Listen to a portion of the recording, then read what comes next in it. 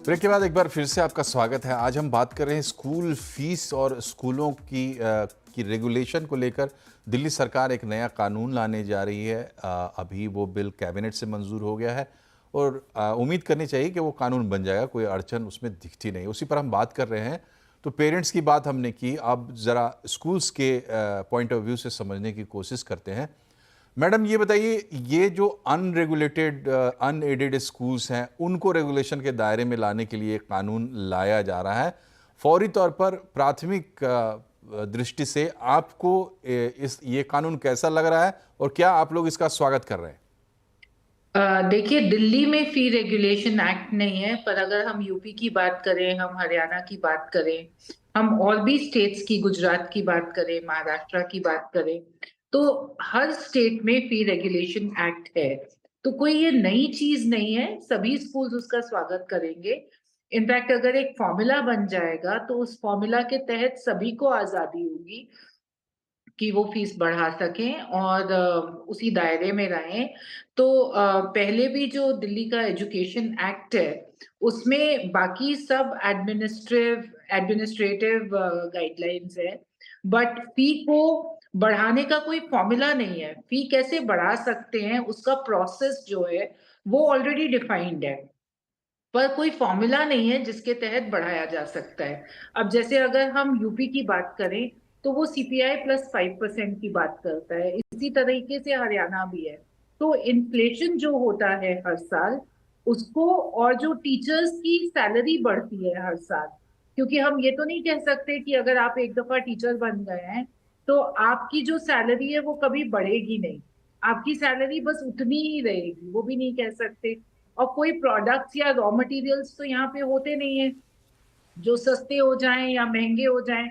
यहाँ तो टीचर्स हैं और उनकी सैलरी जो है आगे बढ़नी ही बढ़नी। तो आगे जाके पे कमीशंस भी आएंगे। तो उस चीज को जब डिफाइन कर दिया जाएगा, मुझे लगता है जो एक डिसअफेक्शन है स्कूल्स के बीच में और पेरेंट्स के बीच में, पेरेंट्स की एक्सपेक्टेशंस है और स्कूल्स के जो हैं वो अपने इश्यूज हैं, जब वो एक प्लेटफॉर्म पे आ जाएंगे तो उसकी एक अंडरस्टैंडिंग जो है वो बहुत अच्छे तरीके से बन जाएगी और फिर वो कॉन्फ्लिक्ट नहीं रह जाएगा पेरेंट्स और स्कूल्स के बीच में। तो एक अच्छा कदम है, बट इसमें दोनों पक्षों को, दोनों पहलुओं को इवैल्यूएट करना पड़ेगा, क्योंकि जो प्राइवेट स्कूल्स हैं, अनएडेड स्कूल्स हैं, वो एक बहुत जो सरकार का एक जिम्मेदारी है, उसका बहुत बड़ा हिस्सा प्राइवेट अनएडेड स्कूल्स निभाते हैं। तो उनको भी खत्म करने की या उनको भी तकलीफ देने की मंशा नहीं होनी चाहिए। ये जी। होना चाहिए कि सभी कुछ जो है वो क्वालिटी वाइज ठीक रहे, और जो पेरेंट्स अपने बच्चों को प्राइवेट स्कूल्स में पढ़ाना चाहते हैं वो उनको पढ़ाते रहें और उनको हम्म। उसमें कोई तकलीफ भी ना हो। तो ठीक। एक सब चीजों को इकट्ठे देख के एक बैलेंस के साथ आगे बढ़ना चाहिए। ठीक है, इसमें जो प्रोविजंस दिखाई दे रहे हैं अभी, उसके मुताबिक जो स्कूल का एक्सपेंडिचर होगा, स्कूल का जो प्रॉफिट होगा, उन सब पर भी नज़र रहेगी, उनकी मॉनिटरिंग होगी। डीएम के नेतृत्व में एक कमेटी रहेगी जो तमाम चीज़ों की मॉनिटरिंग करेगी। आपका ऑडिट नियम से होना चाहिए वगैरह वगैरह है इसमें। और अगर नियम कानून अगर तोड़े जाते हैं तो इसमें पेनल प्रोविजंस भी किए गए हैं। 1 लाख से 10 लाख रुपए तक का जुर्माना है। उसके अलावा एफिलिएशन के को रद्द करने के एक्शंस की तरफ भी बात हो रही है। साथ ही साथ management take over, extreme cases में मैनेजमेंट टेक ओवर। तो मतलब जो दिखाई दे रहा है वो डंडा तो बहुत मजबूत दिखाई दे रहा है। तो मेरा कहना ये है कि इसका स्कूल्स कितना खुले हृदय से स्वागत करेंगे या उनको तकलीफ होगी? अगर होगी तो उनके पेन पॉइंट्स क्या हो सकते हैं? ये तो अभी भी हो रहा है। डायरेक्टरेट जो है वो अपने ऑडिट्स करती है और हर ऑल्टरनेट ईयर पे तकरीबन करती है। सभी स्कूल्स के ऑडिट्स होते हैं। सभी स्कूल्स को रजिस्ट्रार के पास अपनी ऑडिटेड बैलेंस शीट्स भेजनी होती है। आपको एज अ मैंडेट सीबीएसई के एफिलिएशन बायलॉज में भी कहा गया है कि आपको अपनी वेबसाइट पे अपनी ऑडिटेड बैलेंस शीट्स को डालना ही है। सारे एक्सपेंडिचर्स, और जैसे कि मैंने कहा, मेजर एक्सपेंडिचर जो है वो सैलरीज पे होता है, चाहे वो टीचर्स की सैलरीज हैं या वो दूसरे स्टाफ की हैं या क्लास 4 एम्प्लॉइज की हैं, मेजरली सैलरीज पे होता है, उसके बाद मेंटेनेंस पे और जो भी रख रखाव सफाई वगैरह स्कूल की होती है उसके ऊपर होता है। इसके अलावा कोई मेजर एक्सपेंडिचर्स जो है वो नहीं होते। तो ठीक है। स्कूल की जो इकोनॉमिक्स है वो बहुत ज्यादा रॉकेट साइंस नहीं है, बहुत सिंपल इकोनॉमिक्स है और हम्म। उसको समझ पाना भी कोई मुश्किल नहीं है। तो मैं ये ठीक है। कहूंगी ये तो ऑलरेडी चल रहा है। इसमें सिर्फ जो एक कमी है वो उस फॉर्मूला की कमी है कि कोई 2% बढ़ाता है, कोई 5%, कोई 10%, कोई 15%। वो एक हम्म। फॉर्मूला आ जाएगा, उसके बाद देखिए मार्केट फोर्सेस हैं।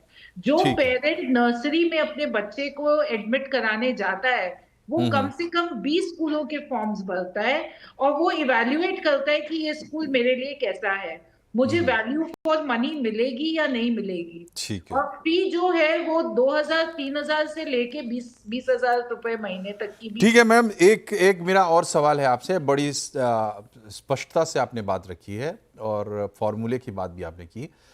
ये बताइए कि आपके हिसाब से ये जो कॉन्फ्लिक्ट नज़र आता है स्कूल्स और पेरेंट्स के बीच में, ये रिश्ता ऐसा है कि जिस स्कूल में मेरा बच्चा बैठ जाता है उस स्कूल से तो मैं बात नहीं कर सकता हूँ, क्योंकि मेरे अंदर डर है इस बात को लेके कि अगर मैं कुछ करता हूँ तो उसका असर मेरे बच्चे पे पड़ेगा।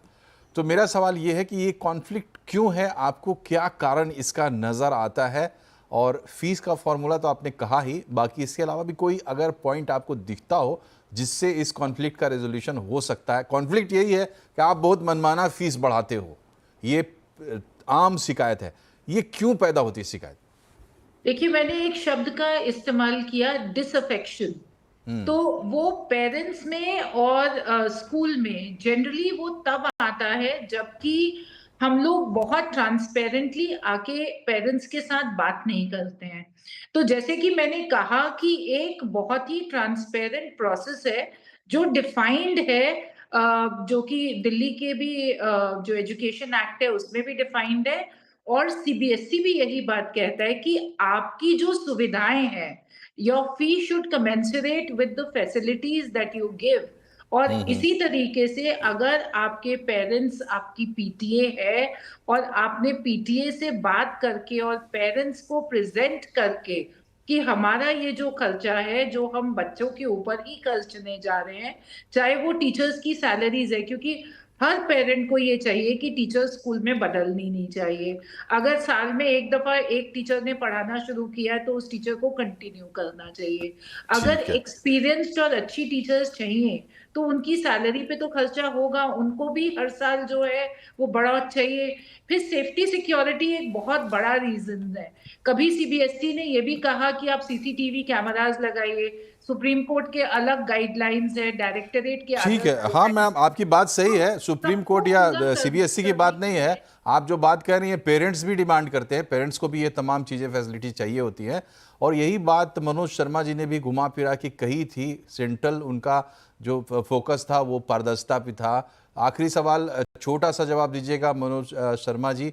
आपको क्या लगता है जो पारदर्शिता का मुद्दा है यही सबसे बड़ा मुद्दा है, और ये कानून से आएगा, सेल्फ रेगुलेशन से आएगा, कैसे आएगा? संक्षेप। मनोज जी अगर आप इजाजत दें तो मैं प्रिंसिपल साहिबा से बस 2-3 छोटे-छोटे नहीं नहीं, प्रश्न अब पूछूं। सवाल पूछने का समय नहीं है, नहीं, आगे फिर हम आप कार्यक्रम सिर्फ ये करेंगे। बताइए क्या मैडम अपने स्कूल में सेक्शन 10 के अकॉर्डिंग सारे स्टाफ को सैलरी दे रही हैं? नंबर 1। जी नंबर जी 2, क्या क्या सारे प्रॉफिट लॉस ये annual balance sheet account madam के स्कूल का वेबसाइट पे अवेलेबल है? बिल्कुल है। ठीक है, सीबीएसई चलिए, की यही तो डिस्क्लोजर बात है। है। देखिए, कानून इसलिए आता है मनोज जी, यहाँ आप सारे फैसले नहीं कर लेंगे। यहाँ हम एक कानून को डिस्कस करने के लिए बैठे हैं और मकसद ये, अगर सरकार कानून बना रही है, आपसे सलाह नहीं ली है, बात सही है, आपकी मांग सही है, लेनी चाहिए थी और स्कूल से भी लेनी चाहिए थी, मगर मकसद यही है कि कुछ हो, क्योंकि पत्ता तक नहीं हिल रहा था। देश भर में लोग बेचैनी जाहिर करते हैं। जो राज्य सरकार होती है दिखाने के लिए एक्शन करती है, मैं फिर से कह रहा हूँ, दिखाने के लिए एक्शन करती है।